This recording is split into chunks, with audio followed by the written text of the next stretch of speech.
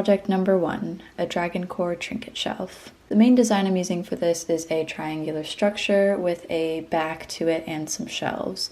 You can do this in a square or some sort of interesting octagon shape if you'd like, but whatever it is, have a design in mind and grab some cardboard. Cut pieces to the width and depth you want for the actual size of the structure you're making, and then because mine is a triangle, I'm using those pieces to then cut out a back and then making some pieces I'll later cut into the shelves. I wanted mine to be pretty thick and durable, so I did actually end up cutting out every single piece twice and gluing them together so that all of the cardboard was 2 layers instead of 1.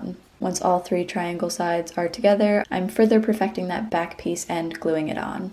Last up is the shelves. I'm taking my ruler to decide where I want the shelves to hit, and however far across that is, I'm going to cut that piece and place the shelves in. I put in 3 shelves, so with the bottom there were 4 areas to set stuff. Once the main construction was done, all that was left to do was decorations, and I really wanted to try to cover the corrugation, so I'm going to use some fabric, paper, and plants to do that. I also used hot glue to fill in some areas and then painted over it afterwards. You can do a super metallic and paint heavy design or do a super plant oriented one. Still, after adding these things, I felt that some of the lines were too crisp and I didn't like how almost perfect it looked, so I resorted to my favorite thing, which is grabbing some dirt, adding some water to it, and using to paint all across just to give it more of a weathered, sort of old and obviously dirty look that I think is a lot more DRAGONCORE than sort of light colored crisp cut paper. Grab the things you want to place on and it's done.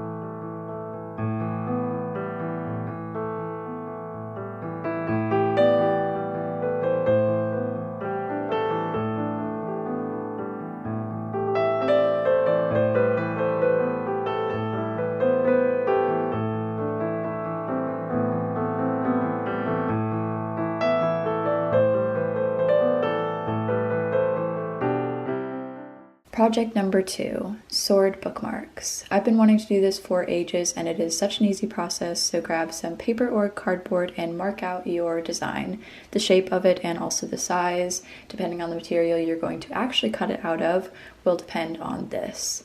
Cut those pieces out so that you can use it as a pattern, and the things you can use as a pattern to go onto vary. You could do just average corrugated cardboard or the more pressed down corrugated cardboard. You can do the cardboard without any corrugation. You could use a thick cardstock paper or even double that up. You could use craft foam or my favorite, popsicle sticks.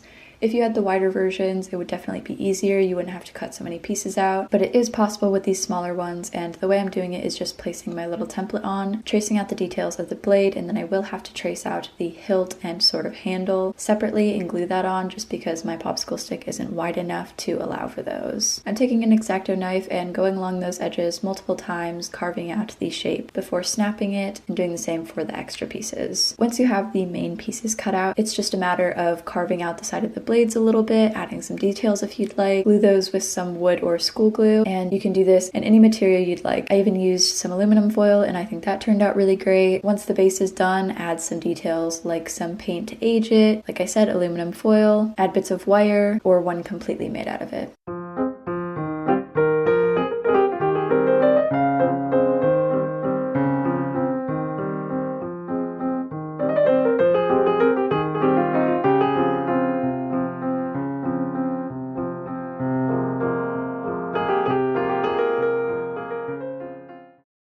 Project number 3, a DRAGONCORE shirt. I wanted to do a DRAGONCORE clothing piece that incorporated pirate, Shakespeare, and Renaissance all into one, so I came up with this design, and it's a pretty simple process. I grabbed a t-shirt I liked, laid it down on some folded material that was already doubled up, and cut out the side, arm, and neck pieces.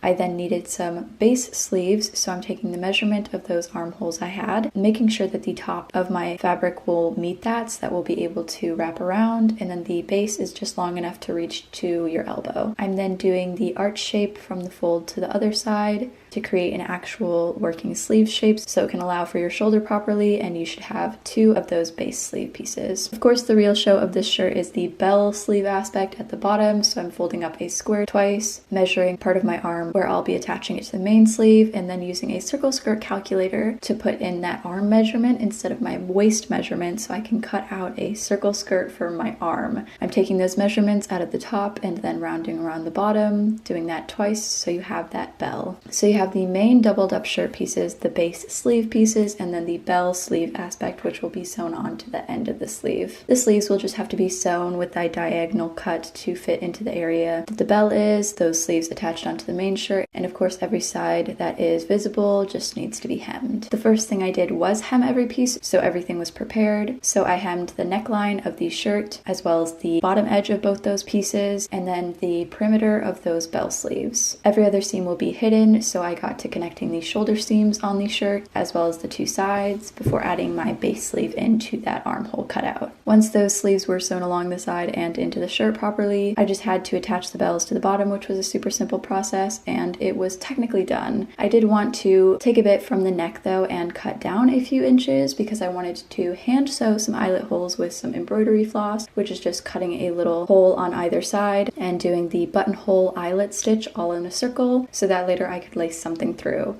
You can use yarn or twine, some sort of cord, or I used the shoestrings from my sister's old boots. With that little detail added, it was complete.